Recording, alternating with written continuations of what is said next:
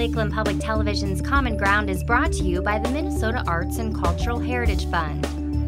Production funding for Common Ground is made possible by the Minnesota Arts and Cultural Heritage Fund. Hi, and welcome to Common Ground. I'm your host, Ashley Hall. Common Ground captures the creative process of various artists living throughout our region. Each week, we delve into the veiled history of our area, plus we take you inside the cultural events that put the North in North Country. On this week's episode of Common Ground, we visit Grand Rapids, where John Downing creates a beautiful glass mosaic. Jerry Radke of Nisswa paints a watercolor and shows us how Minnesota culture and nature impact his artwork. And finally, we head to Somm, where the men behind Somm Sweet Things give us a lesson in nut roasting.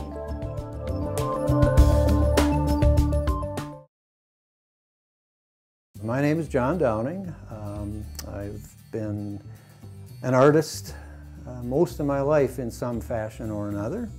So the last couple of years, much like the rest of my creative life, just kind of fell into an interest that I never would have expected.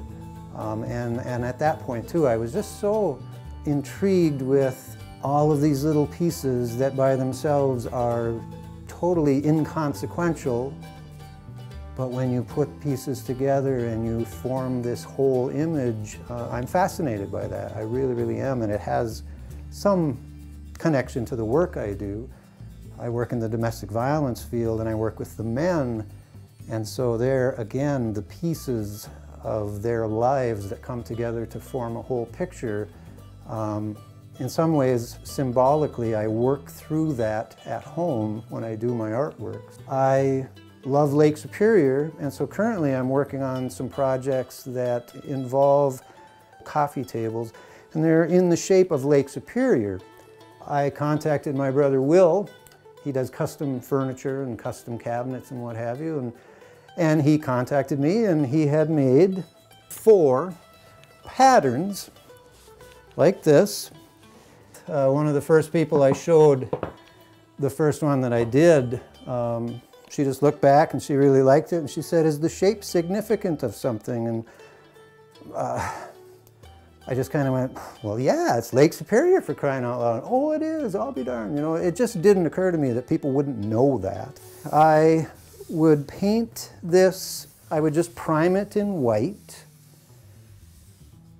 and once it's white, I go on the internet and just look for images that have to do with Lake Superior. And I tend to piece images together. I don't find something and copy it. I might find the first one I did, I found a kayaker and I liked that idea, so I put that into it. I like a sunset, or actually it was a sunrise. I like camping up there, so I put all this stuff into it and found images on the internet and just kind of copied the images. And that one is called Son and Daughter Rising, because as it turned out, the kayaker looked very much like my daughter when she's in her kayak. And you know, working with glass, there are some limitations to that in terms of getting things to look a certain way. This actually turned out to look just like my daughter from the back, and she's looking at the sunrise on Lake Superior. And it's called Son, S-U-N, Son and Daughter Rising, and I really, really liked how that turned out. Covering a space of this size with pieces that are roughly 1 inch in length to anywhere from 3/4 to 1/4 of an inch in width takes a while. But I guess if you're in a hurry, this isn't the type of artwork I would suggest you do. And as all art and artists, there's a certain amount of pain involved. I am working with glass. I have learned not to try and catch glass if I drop it, that kind of stuff. And I leave a little bit of DNA in just about every piece that I do. It's just inevitable. But it's fully sealed, and I'm not going to get into the physiology of some of the bloodborne illnesses, but trust me, it's fully sealed and dried and what have you. So after painting it white and obviously it dries, and then I just get out my number 2 pencil and start to draw the images. Usually I start with the primary image, and what I've found because these take so long, ideas come to me regarding, like I say, a primary image, but then the ideas will come like, I'm going to do this, or I'm going to put this over here, or maybe I'm going to try that. So I don't worry too much about the whole idea because it isn't there. It takes a few months and it takes working on the core or the primary image. This is the second one that I'm working on. And because it's, again, the Lake Superior shape, I painted this white, and I've already started putting the glass on this one. But sticking with Lake Superior creatures, kind of the vibe of Lake Superior, it's really the only place that I've ever seen moose. And as you can see, there's already some blood stains on this one. So I had the face where it's at, and I was realizing that the antlers weren't quite what I wanted them to be, and so I was erasing, and like a fool, typically what I would do when I'm erasing is just take a paintbrush and brush the stuff away. Well, this time I was in a hurry, and so I just rubbed my hand, and I was just going like this to get the rubber from the eraser off, and it's glass, and every once in a while I'm like, John, it's glass, for heaven's sakes. And sure enough, I was bleeding and got it all over. And if I forget that it's glass, it doesn't take long before it reminds me that it's glass. What I have up to this point has taken me about a month, I think. And I think totally I've done, I don't know, but it's less than 10 because each one takes anywhere from 3 to 5 months. I buy glass. We have a local glass shop in town here. And I just buy these sheets of glass, and I buy the glass that has the most variations because I think that's what catches my eye, that's what catches my interest. And then depending on shape and direction and size, you know, it's just, there's no great science to it. I'll just snip it, I'll snap it. Sometimes they snap easily, sometimes they don't. And especially as the pieces get smaller, I've injured myself pretty badly trying to break off a smaller piece. And so as I work on this sort of stuff, this is what I do. I'll lay a piece down and say, no, I don't like that color. I'll sort through all the stuff that I have. I also have a little rule that the piece I'm looking for is already out there somewhere. I just have this kind of this guidance thing that the piece I'm looking for is already out there. Well, once they're all completely finished, I take them down to a little place in town here called Something Original in Grand Rapids, right on Highway 2, across from Old Central School. And people come in there and look at them. I haven't had anyone come in there and buy them, and that doesn't seem to bother me a whole lot. Frankly, when I get done with one, I just want it out of here so I can do the next one. What happens to them beyond this point is totally irrelevant to what I do and why I do these things. We have our pure maple syrup, and we put a little maple syrup in a couple pounds of nuts, and then we put them in a wok. And Jack and Alan are the stirrers, or you got to keep stirring it in a wok. Then when they get ready, they'll put them in this container or something like this, and then I'll just put them on a tray like this, and it's actually a cookie oven that Alan's brother had a A&W, and so we got Otis Meyer cookie oven, and it's just right for these nuts. I think it's 18 minutes. and we roast them. And then where the technical part comes in, where all the work, and I even have gloves so that I don't burn my hands. And we put them,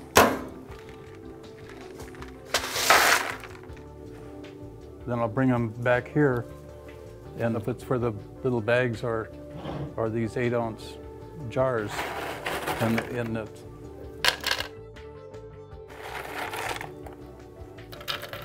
sometimes I throw some on the floor. We eat them, but it's just a little time. It's just a little time consuming. Somebody called, like a magazine or a craft magazine, to my wife's home, and they wanted us to take out an ad in this magazine. I remember she said it was $60. My wife's answer was, these three old codgers are more afraid of success than they are of failure, so they don't think they want to do any advertising. But it's kind of spreading, because it's like, well, at that craft show at Hampton Inn, they had tasted some of these nuts from Woolen Mills, I think it was, and they wanted to, so we got a few on display there. And we don't know if we want to really get too ambitious, but it's fun. It's more of a hobby than a business, really. You know, it's just a fun thing. I started painting when I was very young. Either I started very young or my memory's going, because I can't remember starting. But anyway, we lived at that time in kind of a suburb of Chicago, and I was fortunate. I lived just down the road from a professional artist, and he let me hang around his studio. And I started out painting oils. And I sold my first oil painting when I was in 5th grade, and sold quite a few paintings after that too. Well, then we moved to Minnesota. And as time went on, I started doing national exhibitions. But I was back in Chicago a number of years ago doing appearances at a series of galleries. And the Chicago papers had done an article, the fact that I had grown up there and you know, been noted in art. And these two people came into the gallery, and they were carrying a package. And they said, well, we saw the article in the paper, and we were taking care of the estate of this lady, and we noticed your name on a painting, and we thought you'd like it. So I opened it up, and I couldn't believe it, because when they opened it up, it was the very first painting that I ever sold. And so I got the painting back 40 years later by coincidence in a Chicago gallery. And this was a little painting that I had done in the studio of that oil painter that lived down the road in Chicago. From there, I worked my way through college and graduate school with the brush, and then in the 1970s, early 70s, started to be juried into national exhibitions around the country. And shortly after was published by the Hadley Company, which owned the Wooden Bird Galleries. They owned 35 galleries, so my art got into a lot of places. Another area that has been a real interest to me is conservation. This is an example of a piece that I did, this one for Ducks Unlimited, that was used nationally. And the funds go for wetland restoration and wetland preservation. Over the years, Ducks Unlimited and other conservation organizations have utilized about 90,000 of my prints nationwide. The title of this was Good Old Days, and was trying to just capture the nostalgia of another era gone by. The activity of conservation, I think, for an artist, and a lot of the artists I know, that especially the ones that work in wildlife, have really done a lot and dedicated their efforts to conservation. So that's an area that I really feel strongly about, and have done. I think I've donated now about 140 original paintings to various conservations. I started out in oil painting and considered myself basically an oil painter, but part of grad school spent a year in Los Angeles and studied with a Chinese-American artist, Jake Lee, who was a watercolorist. And I got fascinated with watercolor to the point that about 5 years later, I hadn't painted in oil, and I thought, well, you know, I'd tell people I'm an oil painter, and I thought, well, you know, maybe I'm not anymore. And I just started picking up oils again about 4 years ago, and all the time in between, because of, I think, the influence of Jake Lee, you know, got involved with just the excitement of watercolor, always wondering, is this one going to turn out? I prepared a sheet to tell you a little bit about the technique. If you look at watercolor, there's a great difference between painting on dry paper or wet paper. The illustration here shows what happens on a damp paper. That's how the soft areas are created. This is the same brush stroke on dry paper. Look at the hard edges. Here's a line that I drew on damp paper, drew it across on dry paper. Look at the sharp edge. Look at the diffused edge here. That's how you get really the variations of color and washes in watercolor. This side would be a wash where you're using the paint and the moisture on the paper to get gradations of color. Watercolor is also transparent versus like oil, which is an opaque paint, meaning that the color you paint covers the color underneath.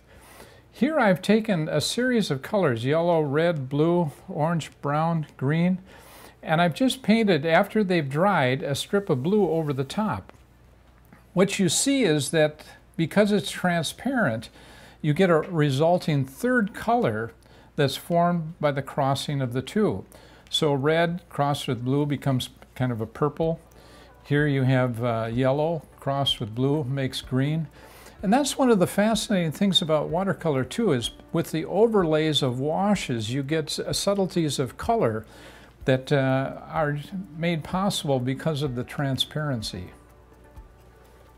I'm going to introduce you here to kind of the process in doing a watercolor, at least the way I've done this one. You see these white areas here. Because watercolor is transparent, you really can't paint a light color over a dark because the dark will always show through. So this is going to be a birch tree, and I've covered that with a masking material that can be peeled off after I've painted the background. Here the paper has been very damp, and so you see as the color is put down, you get very diffused lines here. The same with the tree line in back, which gives kind of a hazy quality. Here we've got some ground fog, and that's again because of the dampness of the paper, and the paint actually diffuses, and that's how you get the soft parts. Here on these blades of grass, of course, the paper is dry and you get sharp lines. Now here, you can see as the painting is continued, the birch tree, here's one here, becomes this, working over the white paper, putting in the details.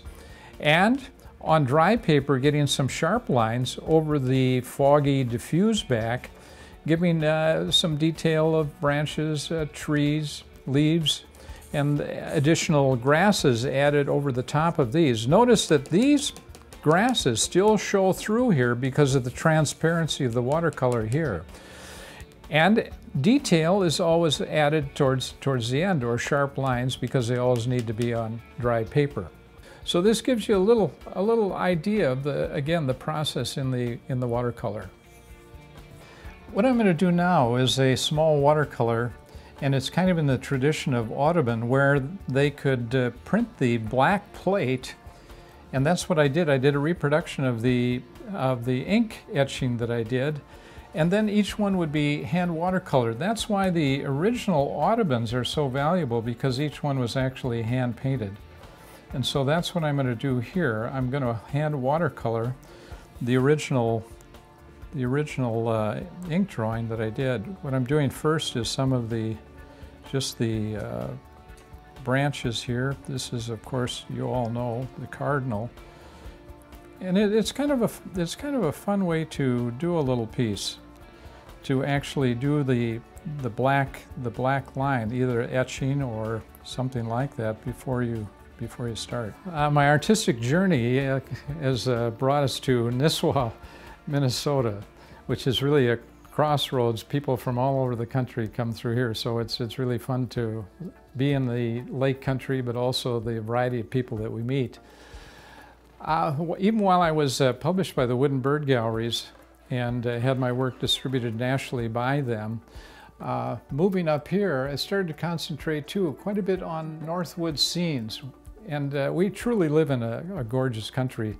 And so in the gallery, you're going to see a number of loons and pine trees, white birch. Well, really, people that come from all directions of the United States recognizing that this is really special, and it's a paradise for an artist as well.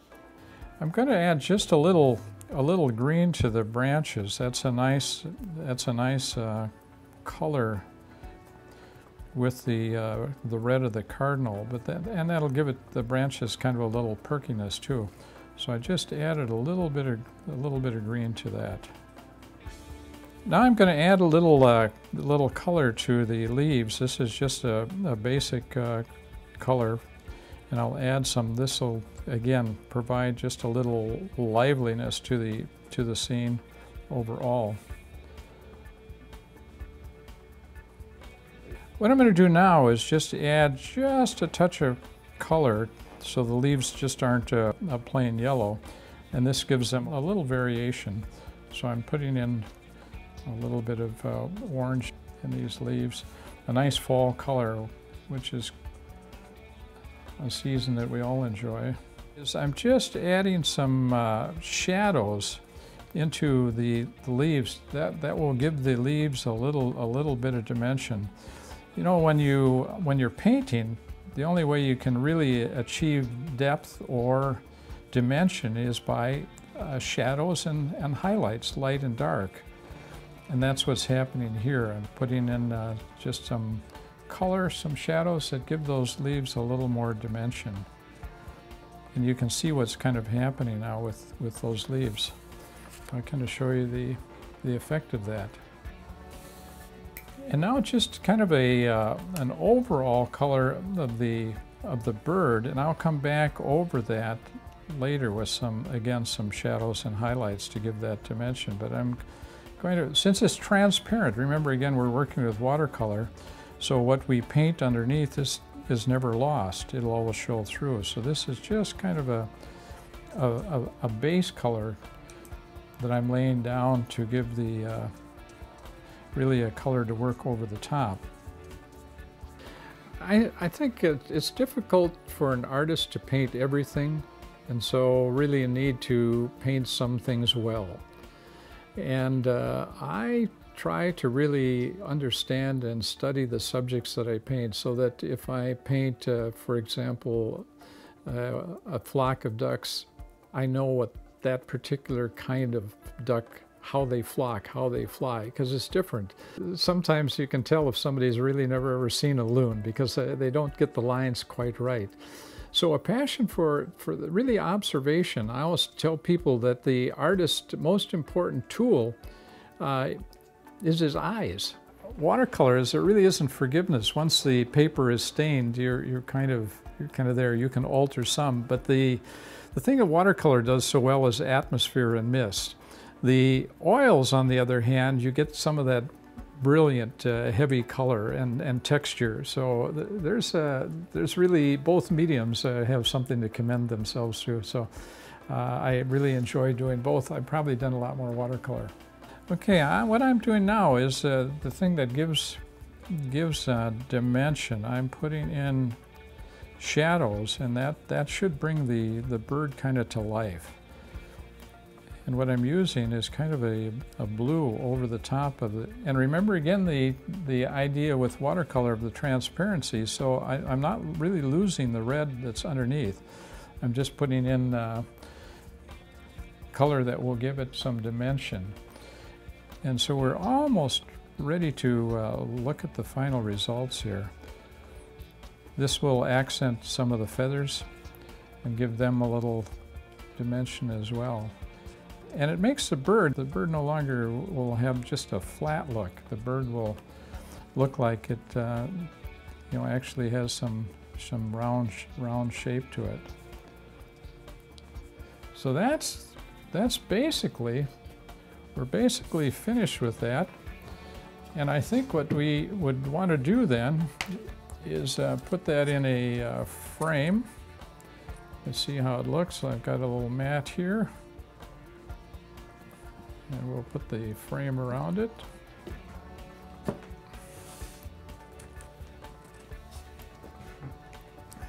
And that's the result of a little watercolor. A good watercolor, people will say, is a combination of skill and happy accidents. And a mediocre watercolor is some bad accidents and skill, and a terrible watercolor is no skill with bad accidents. People tell me that when they look at a painting, it's like they've been there. And to me, that's the ultimate compliment. If somebody looks at a painting and said, well, I think I've been there. Then I know that I've really kind of captured the kinds of feelings that that particular area or that kind of landscape generates.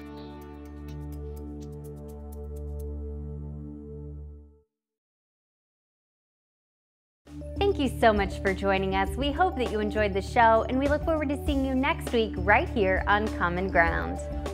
If you have a segment idea for Common Ground, please contact us at legacy@lptv.org or call us at 218-333-3022.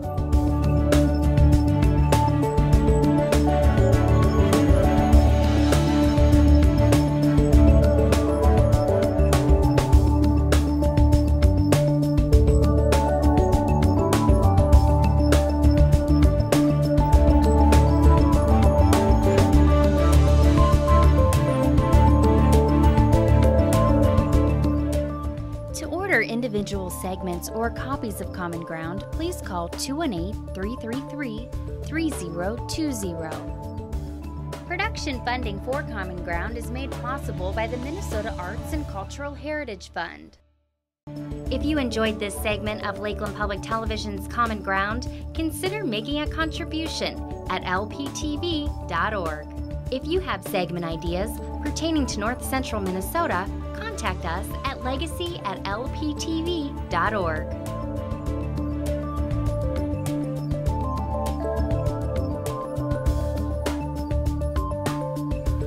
Common Ground is funded by the Minnesota Arts and Cultural Heritage Fund by the vote of the people on November 4th, 2008.